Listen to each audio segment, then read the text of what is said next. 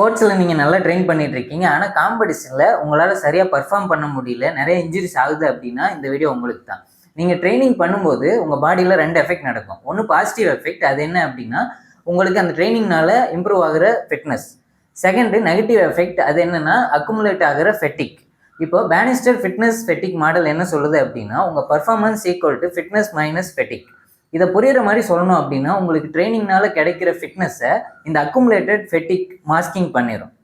So இதை over come பண்ண Olympic athletes என்ன பண்ணுவாங்கன்னா ஈவெண்ட்டுக்கு 7 days பிஃபோர் டீலோடிங் பண்ணுவாங்க.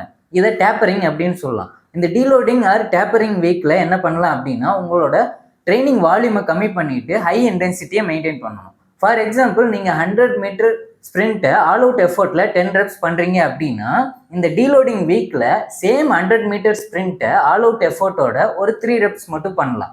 இது மூலமாக ஃபெட்டிக்கை கம்மி பண்ண முடியும். காம்படிஷன்லையும் உங்களோட ட்ரூ பர்ஃபார்மன்ஸை அச்சீவ் பண்ண முடியும். இதை பற்றி டீட்டெயில்டாக நீங்கள் தெரிஞ்சுக்கணும் அப்படின்னா கமெண்டில் பின் பண்ணியிருக்கேன், பார்த்துக்கோங்க.